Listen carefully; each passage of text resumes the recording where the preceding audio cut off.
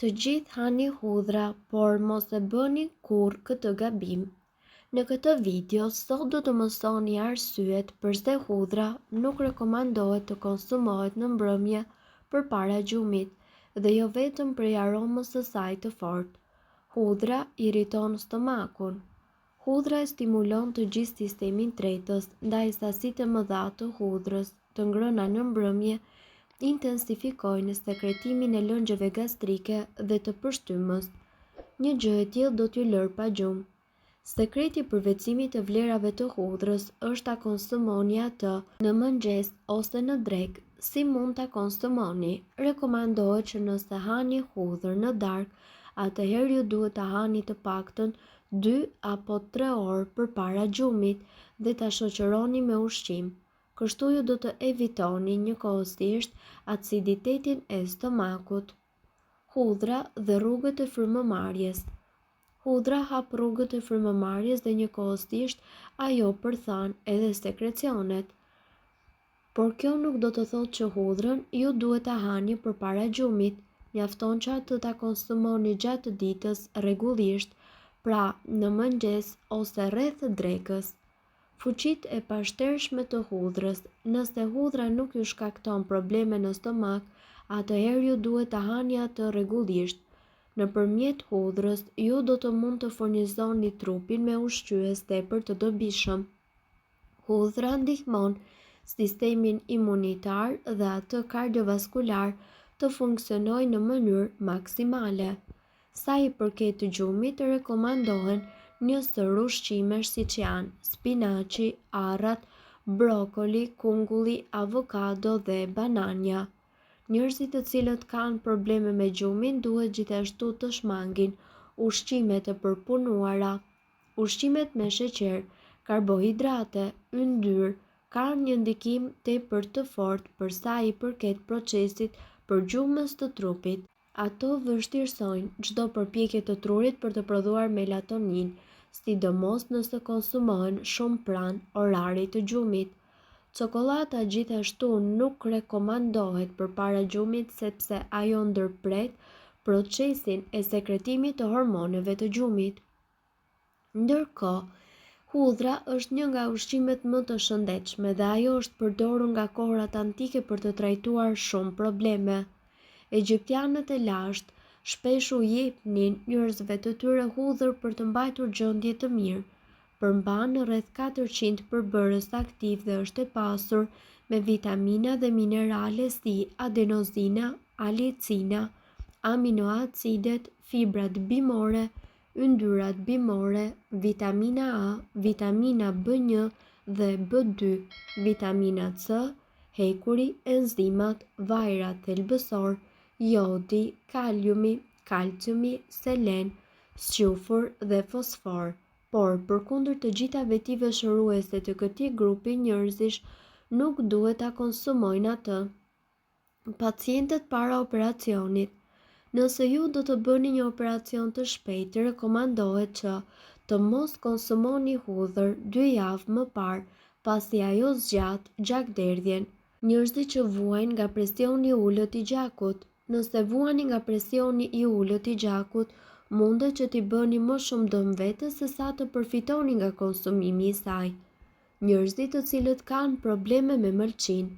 Edhe pse hudhra mund të vrasë bakteret dhe viruset, disa përbërje të saj shkaktojnë stimulim në stomak dhe në zorr, të cilat pengojnë sekretimin e lëngut tretës në traktin tretës. Në këtë mënyrë ndikon në tretjen e ushqimit dhe përkeqëson shumë simptoma të hepatitit të tilla si të përzierat. Njerëzit të cilët vuajnë nga sëmundjet e syve. Pacientët të cilët vuajnë nga sëmundjet e syve, veçanërisht ata me shëndet të dobët, gjithashtu duhet që të shmangin hudhrën. Mjekësia tradicionale kineze promovon që konsumimi i rregullt i hudhrës në sasi të mëdha për një periudhë kohore mundet që të dëmtojë sytë dhe mëlçin, por gjithashtu ajo mund edhe të shkaktojë humbje të peshës, tringëllim në vesh dhe probleme të tjera shëndetësore.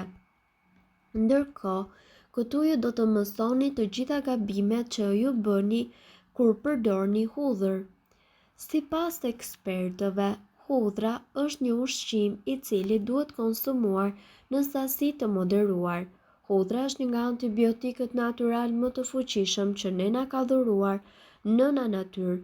Përdorimet e saj janë vërtet të panumërta, madje hudhra është e mirë edhe kundër infeksioneve, por edhe për uljen e tensionit të gjakut apo kolesterolit. Ndërkohë, sidoqoftë në çdo rast në botë, edhe përdorimi i hudhrës kërkon maturi dhe ekuilibra. Teprimi i konsumit të hudhrës mundet që të shkaktojë efekte të dëmshme anësore, të cilat do t'i mësoni në këtë video. Çfarë ndodh në organizëm kur ju hani shumë hudhër? Nëse konsumohet pa kriter, atëherë hudhra mundet që të shkaktojë disa efekte anësore të mundshme. Rrezik për gjakderdhje. Hudhra pengon shfaqjen e trombozës dhe ky në fakt është një lajm shumë i mirë për njerëzit të cilët vuajnë nga sëmundjet e zemrës. Megjithatë, në qoftë se ju merrni hudhër ndërkohë që merrni ilaçe për hollimin e gjakut, kjo mund të rrisë gjasat e një gjakderdhjeje të fortë. Nga ana tjetër, mund të shkaktojë probleme në stomak. Në qoftë se ju konsumoni sasi të mëdha të hudhrës, do të vuani nga të përzierat, të fryrjet, gazrat dhe problemet të tjera me tretjen. Në qoftë se ju keni një stomak të brisht, kujdesuni që hudhrën ta shoqëroni gjithmonë me ushqime të tjera. Efektet anësore. Përpos të tjerave, hudhra shkakton erë të keqe të gojës dhe njëkohësisht të trupit. Ajo nxit lodhjen, marramendjen, dhimbjen e kokës, uljen e sheqernave në gjak dhe mungesë oreksi. Sasia e këshilluar e hudhrës për konsum ditor. Ekspertët sugjerojnë se sasia e lejuar ditore e hudhrës varet nga forma e produktit. Për shembull, nëse ju pëlqen hudhra e freskët, nuk duhet të konsumoni më shumë se 5 gram. Nëse preferoni ekstraktin e saj, duhet të merrni një sasi prej 600 deri në 1200 mg në ditë, jo më tepër.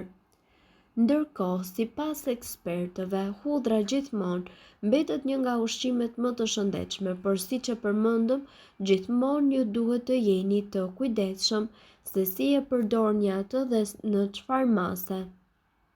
Ndërkohë, keni parasysh se hudhra, në qoftë se është e pagatuar, mund të sjellë përfitime më të mëdha shëndetësore, sepse në të kundërtën, ajo do të humbasë vlerat e saj ushqyese si për shembull alicinën.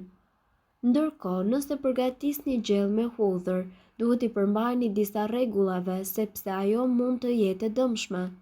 Rregulli themelor është që hudhra shtohet pak para se të përfundojë zjerrja, që të mos të diqet dhe të mos bëhet e hidhur, dhe që nga momenti kur e qëroni, e grimsoni dhe e shtypni deri në hedhje në gjell duhet të kalojnë 10 minuta. Ndryshimi i thjeshtë i teknikës së zjerrjes do t'ju ndihmojë të ruani përbërësit e saj të dobishëm. Nutricionistët thonë se hudhrën duhet ta shtypni dhe njëkohësisht ta imtësoni apo ta grini dhe ta mbani më larg nxehtësisë rreth 10 minuta. Gjatë kësaj kohe krijohet sasia maksimale e alicinës, e cila mbetet e paprekur gjatë gatimit dhe që është një lëndë ushqyese e rëndësishme e hudhrës. Pas kësaj mund të përdorni edhe për tiganisje ose pjekje. Mirë po duhet të dini, informacionet në këtë video kanë për qëllim të plotësojnë dhe të mos zëvendësojnë këshillat e mjekut tuaj dhe nuk kanë për qëllim të mbulojnë të gjitha përdorimet e mundshme, masat paraprake, ndërveprimet ose efektet negative. Informacionet në këtë video mund të mos i përshtaten rrethanave tuaja shëndetësore, prandaj para përdorimit konsultohuni me mjekun tuaj. Nëse doni të dëgjoni video tona që ne postojmë çdo ditë, kliko subscribe. Ju ftojmë gjithashtu të bëni like në video tona nëse i keni dëgjuar dhe pëlqyer ato. Faleminderit që e patë videon ton. Shpërndajni këtë video në profilin tuaj në mënyrë që të informohen edhe shokët tuaj. Faleminderit.